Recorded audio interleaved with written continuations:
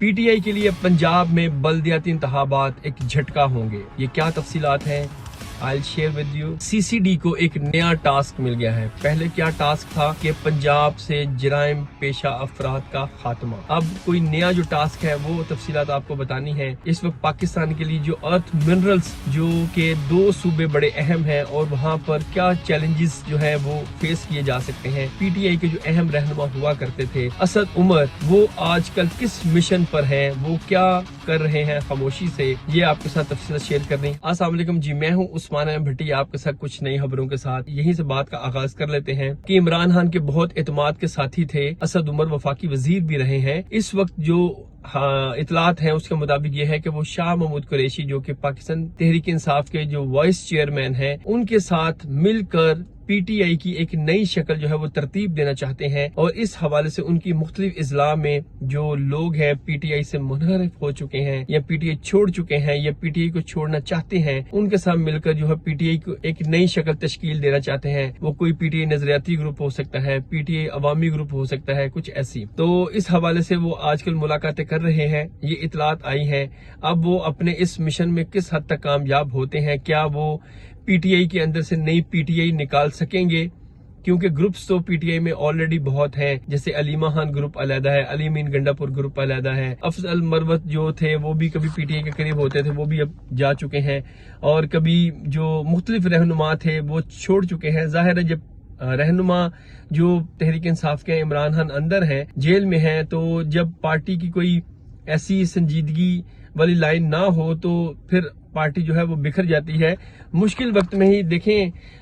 بطور تو میں یہ کہوں گا کہ صحافی کے مشکل وقت میں پارٹی قیادت کا ساتھ دینا چاہیے، مگر جو پی ٹی آئی کے لوگ جو چھوڑ رہے ہیں ان کا یہ کہنا ہے کہ عمران خان صاحب کو جو بیانیہ اسٹیٹ مخالف ہے، ہم اس کے ساتھ نہیں چل سکیں گے۔ ظاہر ہے اس میں جیلیں بھگتنی پڑتی ہیں، مارے کھانے پڑتی ہیں، اور ایسی روزانہ احتجاج کی کال پر کس طرح وہ لوگوں کو اکٹھا کر سکیں گے، تو اس لیے لوگ جو ہے وہ پھر ڈر جاتے ہیں اور لوگ جو ہے وہ اپنے آپ کو ایک سائڈ پر کر لیتے ہیں۔ مگر اسد عمر ہے وہ آج کل کسی مشن پر ہے کہ وہ نئی ایک پی ٹی آئی کے اندر سے پی ٹی آئی نکال سکیں، وہ کس حد تک کامیاب ہوتے ہیں یہ تو وقت ہی بتا سکے گا۔ دوسری بات آپ سے یہ شیئر کرنی ہے کہ سی سی ڈی کو پہلے ٹاسک تھا کہ پنجاب میں آپ نے ہر صورت عمل لانا ہے، جو بھی لوگ گینگسٹرز ہیں یا جو لوگ کرمنلز ہیں ان کو جو ہے پکڑا جائے۔ بہت سے جو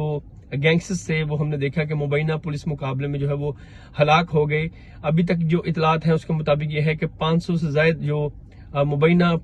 پولیس مقابلے ہوئے جن میں ان لوگوں کی ہلاکتیں ہوئی ہیں، کیونکہ وزیر اعلیٰ پنجاب مریم نواز کا ایک ہی مشن ہے کہ صوبے کو ہر صورت امن میں لانا ہے۔ اگر یہاں پر پیس ہوگا،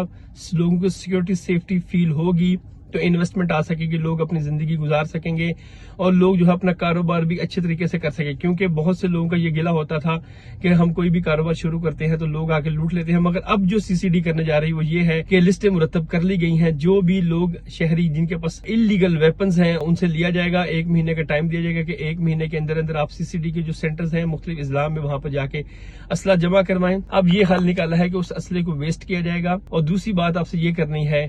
کہ جن لوگوں کے پاس لیگل ویپنز بھی ہیں ان کی بھی لسٹیں نکالی گئی ہیں، وہ اگر لاکھوں میں ہیں تو ان لوگوں کو پوچھا جائے گا، ہوم ڈپارٹمنٹ سے لسٹ لے کر یہ چیک کیا جائے گا کہ اگر کسی کے پاس لیگل ویپن ہے تو یہ کس پرپس کے لیے ہے، کیا اس سے کوئی کبھی کرائم بھی اس نے کیا، تو ان لوگوں کی پوچھ گچھ شروع کر دی گئی ہے۔ تیسری بات آپ سے یہ کرنی ہے کہ ریکارڈ جو ہے وہ بہت ایک اہم پاکستان کے لیے میں سمجھتا ہوں معیشت کے لیے ریڑھ کی ہڈی ہوگا۔ بلوچستان اور کے پی کے میں جو ارتھ منرلز ہیں ان میں یہاں سے جو ہے ایکسپلور کیا جا سکتا ہے، یہاں پر مختلف انویسٹمنٹ کمپنیز جو ہے وہ انویسٹمنٹ کر رہی ہیں۔ ابھی قطر کی ایک کمپنی آئی ہے جنہوں نے بلوچستان میں لاکھوں ڈالر کی انویسٹمنٹ کر رہے ہیں تاکہ وہاں سے ارتھ منرلز کو حاصل کیا جا سکے، اور یہ پاکستان کے لیے بہت فائدہ مند بات ہے کہ پاکستان کو قدرت نے ان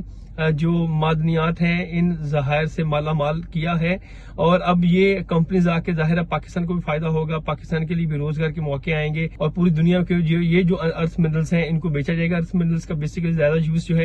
وہ موبائل کی ٹیکنالوجی میں اور پلین کی اسمبلنگ میں اس کے بہت استعمال ہوتا ہے، تو یہ پاکستان کے لیے خوشائن چیز ہے۔ چوتھی بات آپ سے اہم یہ کرنی ہے، جو لوکل باڈی انتخابات ہونے جا رہے ہیں پنجاب میں، پی ٹی آئی کے لیے جھٹکا اس لیے ہے کہ جو پی ٹی آئی کی پٹیشن جو الیکشن کمیشن میں زیر التوا अल्तवा थी कि 19 माह से वहाँ ज़ेर अल्तवा है वो ये है कि आप इंट्रा पार्टी इलेक्शन करवाएं। इलेक्शन कमीशन की इलेक्शन थी, वो इंट्रा पार्टी इलेक्शन ना होने की वजह से जाहिर है पीटीआई अब जिन लोगों को टिकट देगी वो किस तरह देगी, और जो लोग जीत कर इनकी पार्टी में आ जाते हैं वो किस तरह आ सकेंगे, ये कानूनी पेचीदगी जरूर मौजूद है। और अब पीटीआई जो है वो नो डाउट मकबूल तो जरूर है, मगर पंजाब में सियासी तौर पर कमजोर है, क्योंकि बहुत से रहनुमा रुपोश हो चुके हैं, बहुत से रहनुमा पार्टी छोड़ चुके हैं, बहुत से रहनुमा जेलों में हैं। तो इसलिए पीटीआई के लिए पंजाब में बल्दियाती इलेक्शन झटका हो सकते हैं, क्योंकि पीटीआई नो डाउट पंजाब में रूट्स रखती है। तो अगर ये अपने आप को कानूनी तौर पर मजबूत नहीं करता तो ये पीटीआई के लिए मुश्किल है।